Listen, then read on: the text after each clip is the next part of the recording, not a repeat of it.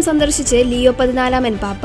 കഴിഞ്ഞ ദിവസമാണ് മാർപ്പാപ്പമാരുടെ വേനൽക്കാല വസതിയായി അറിയപ്പെടുന്ന കാസിൽ ഗാൻഡോൾഫയിലുള്ള പൊന്തിഫിക്കൽ കൊട്ടാരത്തിനടുത്തുള്ള സാന്താ മാർത്ത വൃദ്ധമന്ദിരത്തിൽ പാപ്പ സന്ദർശനം നടത്തിയത്.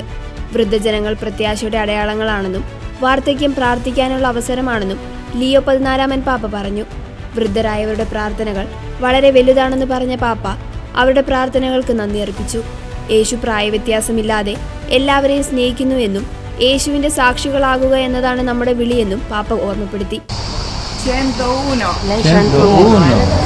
Auguri, grazie a lei. Grazie. Preghiamo insieme, bene. Lei si commuove. Si commuove tanto. Mi fa molto piacere poter venire. Bene. Buongiorno. Lei come si chiama?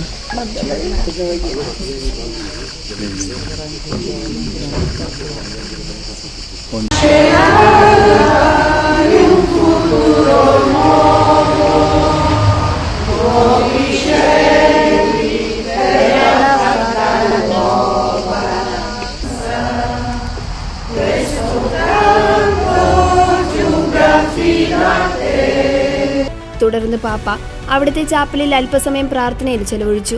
80-നും 101-നും ഇടയിൽ പ്രായമുള്ള ഏകദേശം 20 വൃദ്ധരായ അമ്മമാരാണ് അന്തേവാസികളായ ഭവനത്തിലുള്ളത്.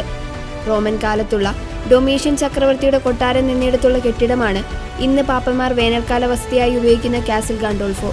ഇതിനോട് ചേർന്നാണ് വൃദ്ധമന്ദിരമുള്ളത്. ഓഗസ്റ്റ് 15 മുതൽ 17 വരെ കാസിൽ ഗാൻഡോൾഫോയിൽ ആയിരിക്കും ലിയോ 14 പാപ്പ ചെലവഴിക്കുക.